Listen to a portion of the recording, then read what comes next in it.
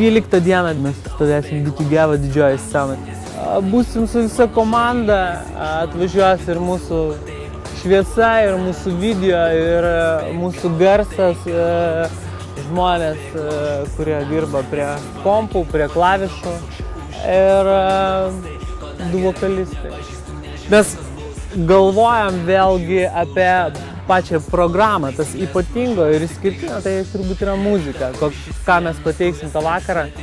Ir vis dėlto mane kankina tokia mintis, nes, sakykime, tokio pobūdžio festivalis, bet čia vėl jį kaip pakreipsi ir ten atskiros yra salės, mes grosim pop.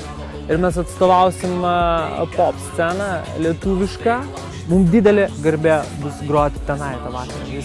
Pradėkim nuo to, kad tai yra bet kokiu atveju laikas, momentas, vieta, tam tikros grupės, o visa tai yra muzika ir nieko daugiau. Net nereikėtų gal sakyti nieko daugiau. Muzika, tai kas yra viskas. Tai va, giliai, širdį kažkiek pergyvenu, nes noriu, kad vis dėlto būtų gražus, šiltas vakaras. Nepūstų stipriai vėjas ir kad muzika tiesiai pasiektų visus į ausį.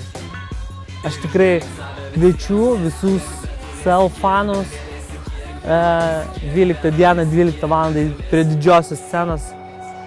Aš noriu jūsų palaikymą ir aš atiduosiu visą savo širdį, pažadu. Iki.